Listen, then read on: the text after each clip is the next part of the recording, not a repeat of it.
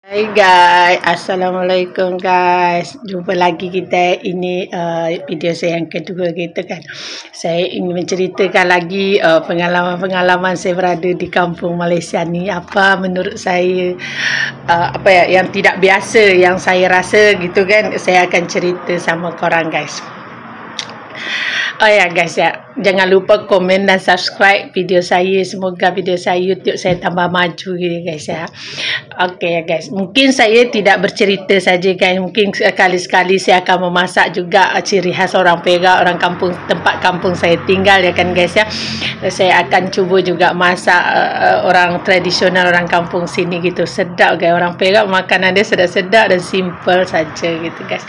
Oke guys, terima kasih sekali lagi. Saya tengok banyak video saya yang saya upload yang baru itu kan, korang banyak yang tengok, banyak yang komen yang bagus-bagus juga, tidak menyakitkan hati saya gitu ya kan guys ya. Terima kasih banyak-banyak support korang tau. Okay, kali ini saya nak cerita lagi ya kan guys ya.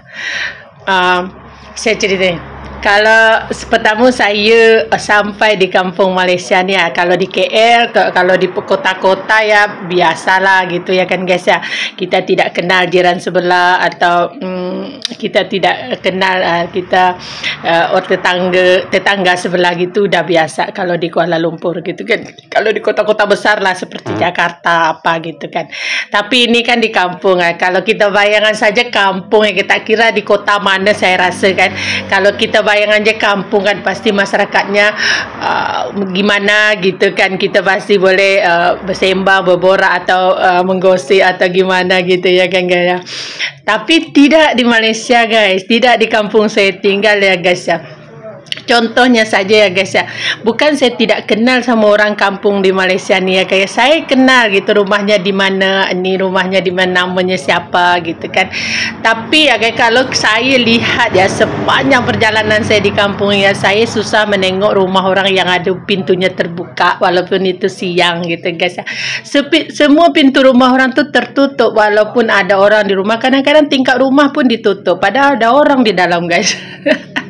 Itu menurut saya langka jugalah pengalaman saya seperti itu kan. Tidak di tempat saya gitu kan, di Indonesia kan biasalah kalau dah siang di rumah bunyi radio lah, bunyi TV, bising buka pintu gimana gitu kan. Tapi di Malaysia ni tidak guys. Korang jangan ingat rumah itu seperti rumah tinggal saja gitu kan. Kita ingat orangnya nggak ada di dalam gitu, padahal ada guys. Saya kan kadang sore-sore petang-petang kan, saya juga suka merayau kan, jalan naik motor gitu sekeliling kampung. Saya pengen lihat gitu gimana kampung gitu kan. Saya selalu itu guys, saya suka gitu kan. Bukan busybody sih, suka gitu kan. Saya melihat banyak sekali rumah-rumah di kampung ni, maupun di tepi rumah di pinggir jalan atau di belakang-belakang gitu kan. Saya lihat kan rumahnya seperti orang tinggal jadi tertutup, tapi bersih lah gitu kan. Kalau siang-siang kan jarang ada mobil di rumah, orang-orang semua pergi kerja gitu kan. Seperti rumah tinggal, rumahnya tertutup pada ada orang di dalam rumah guys.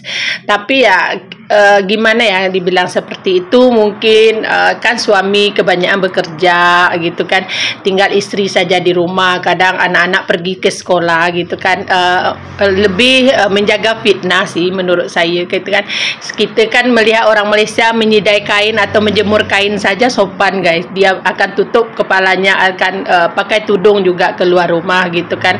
Walaupun kita lihat itu perempuan just buang sampah atau just buang menjemur kain gitu kan, pakaian gitu kan, mereka akan menutup auratnya gitu kan. Mungkin lebih kepada fitnah sih menurut saya, dia menjaga gitu. Itu yang saya bilang tadi ya kan guys ya. Tapi ini cerita yang saya lihat ya kan guys ya.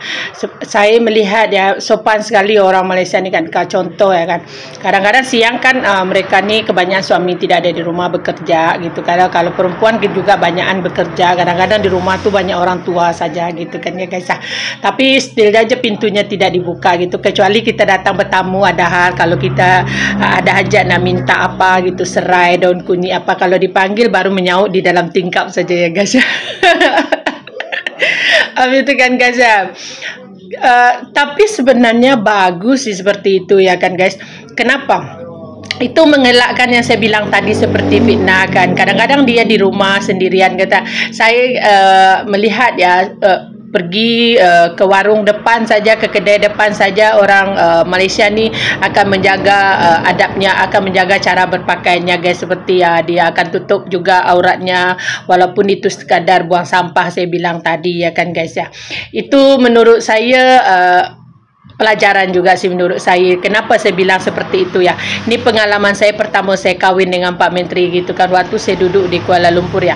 Waktu tu saya first pakai tudung ya. Saya tidak pakai tudung sebelumnya kan.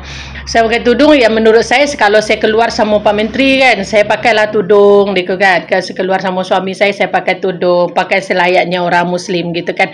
Tapi waktu itu siang-siang Pak Menteri juga nggak ada kerja gitu kan. Saya sendiri di rumah. Kebetulan waktu itu saya tak ngeh gitu, kurang peka lah dibilang seperti itu kan.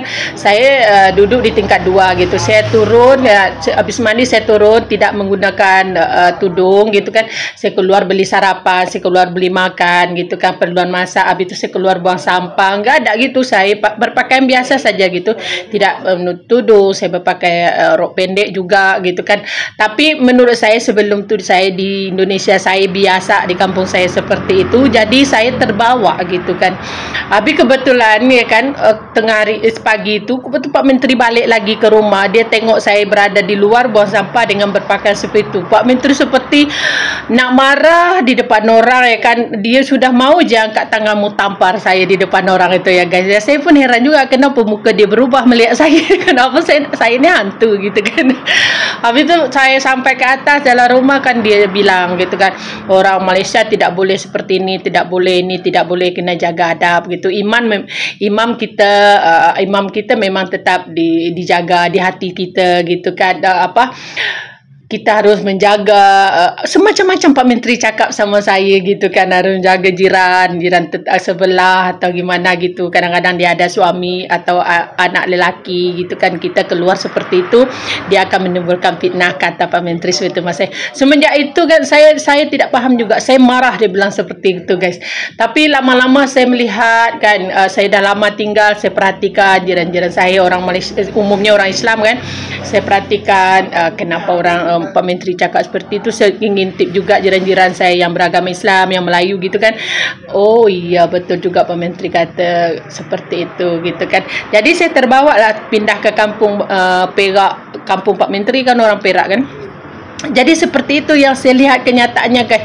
Buang sampah saja, menyapu halaman rumah saja, orang Malaysia ni sangat kemas sekali berpakaian gitu kan. Tapi kita lihat seperti itulah. Menurut saya baik sih, menurut saya seperti itu gitu kan. Mungkin kalau kita orang luar atau seperti saya orang Indonesia melihat seperti itu, sesuatu apa ya, mungkin tidak biasa lah di tempat kita gitu kan.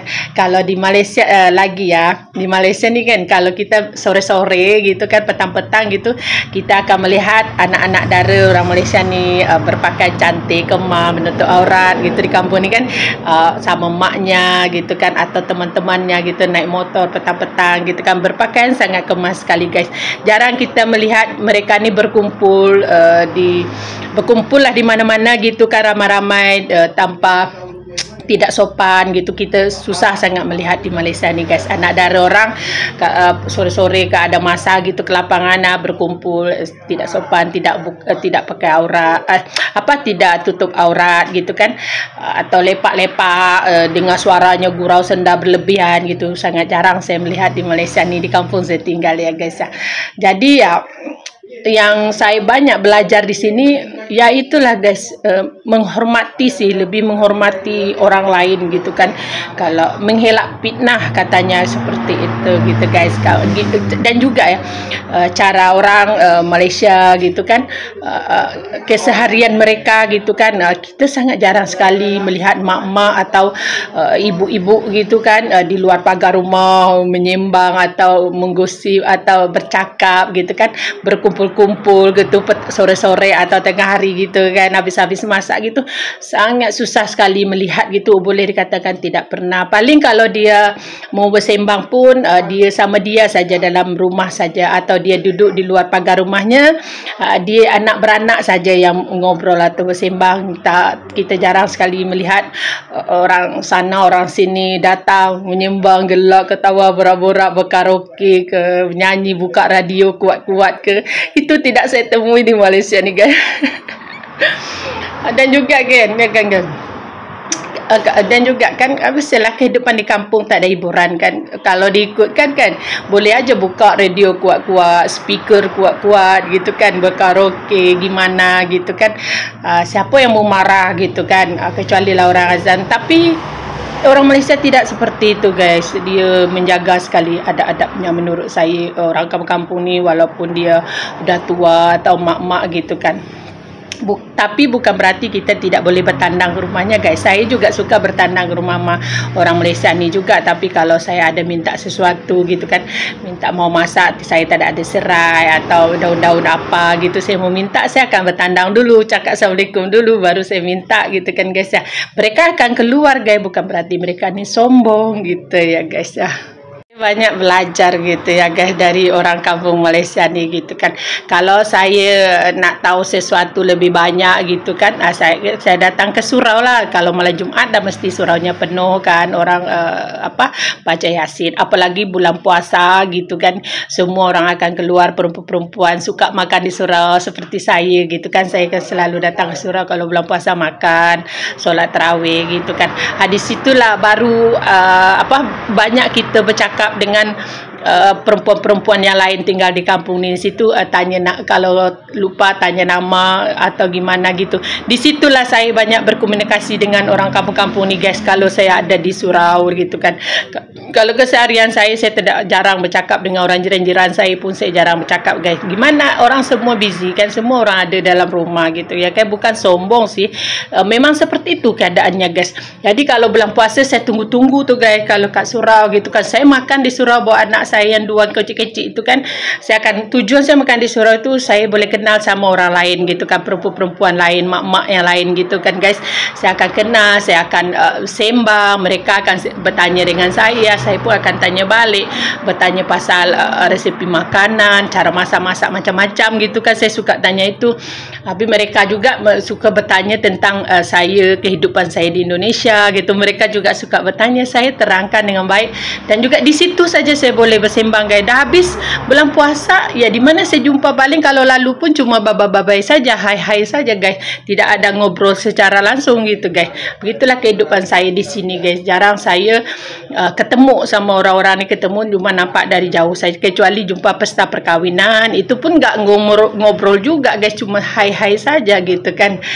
Gitu guys. Itulah pengalaman saya dan saya banyak sekali ambil pelajaran di situ guys, cara menjaga adab-adab lah gitu kan, caranya ada adab kita sama orang, sama tetangga gitu. Kita harus menghormati orang itu gitu kan. Kita tidak perlu busybody sama mereka, mereka juga sama seperti itu gitu kan. Jadi kalau kita seperti itu, jadi jauh kita dari segala fitnah-fitnah. Kalau kita suka berkumpul-kumpul kan, kita selalu suka dah melampau gitu, suka bercakapin orang atau gimana gitu. Kalau kita dah terlalu ramai kan, jadi timbullah fitnah-fitnah gitu kan. Jadi kita susah sekali melihat di Malaysia ni seperti itu guys. Itu pengalaman saya dan sangat menarik. Saya akan cerita sama korang. Banyak lagi pengalaman saya yang menarik. Nanti saya juga akan memasak secara orang Malaysia juga kepada kalian semua guys. Terima kasih tahu korang telah subscribe dan komen saya punya video. Kalau saya ada kekurangan, korang komen di bawah. Bye. Assalamualaikum guys.